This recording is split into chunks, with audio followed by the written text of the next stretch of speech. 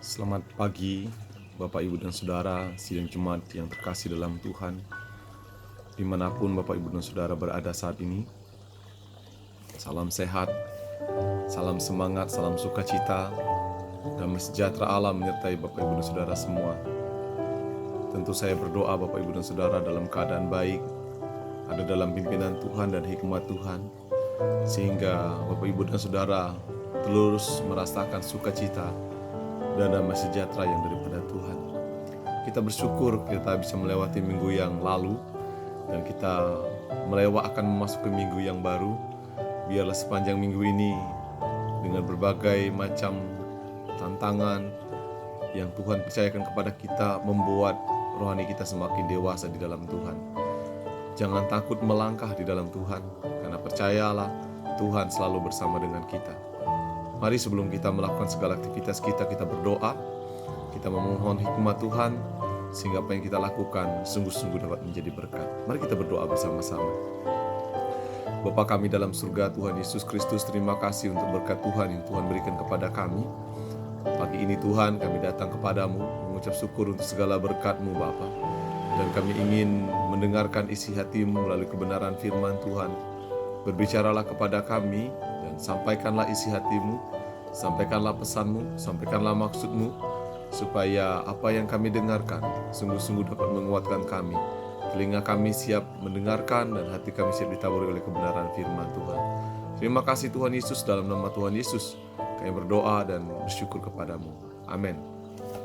Bapak, Ibu, dan Saudara yang terkasih dalam Tuhan, kebenaran firman Tuhan hari ini terambil dari Wahyu pasal 6 ayat 1-17. Satu pasal dengan perikop yang diberikan, keenam materai yang pertama dibuka. Keenam materai pertama dibuka.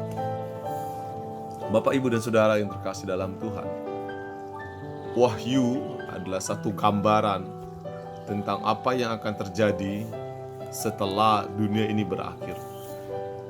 Bisa dikatakan Wahyu adalah satu peristiwa yang akan dialami oleh orang-orang percaya, yang akan dialami oleh orang-orang yang tidak percaya, dan di mana mereka berakhir nantinya, ending hidup mereka berada di mana. Dan kita melihat rupanya Rasul Yohanes diberikan kesempatan oleh Allah untuk melihat itu terlebih dahulu. Dan kita tahu inilah cara Tuhan menunjukkan kuasanya. Dan itu dituliskan supaya manusia tahu dan memiliki pengharapan. Kita yang tahu pun kadangkala sudah mulai tidak percaya akan itu. Tetapi percayalah bahwa apa yang dituliskan oleh Alkitab untuk kita semua, itu yang akan terjadi seperti yang disampaikan oleh Wahyu ini.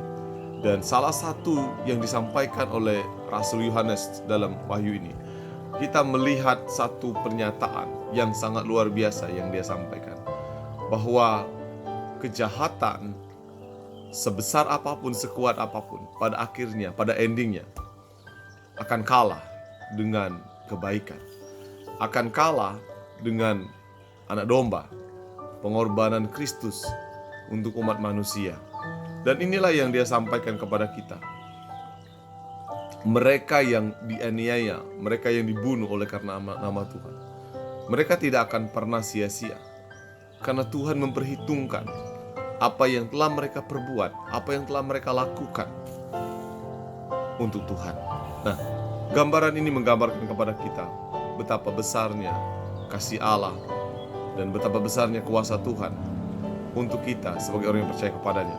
Kalau kita belajar tentang materai-materai ini, tentang bagaimana itu dibuka, bagaimana kuasa Tuhan menunjukkan ini akan terjadi, peristiwa ini akan dialami. Bahkan diceritakan dunia ini akan berakhir. Kalau kita membaca bagian-bagian ini, dunia ini akan berakhir. Tetapi orang yang bersama dengan Tuhan, mereka tetap akan dipimpin dan diberikan kuasa oleh Tuhan.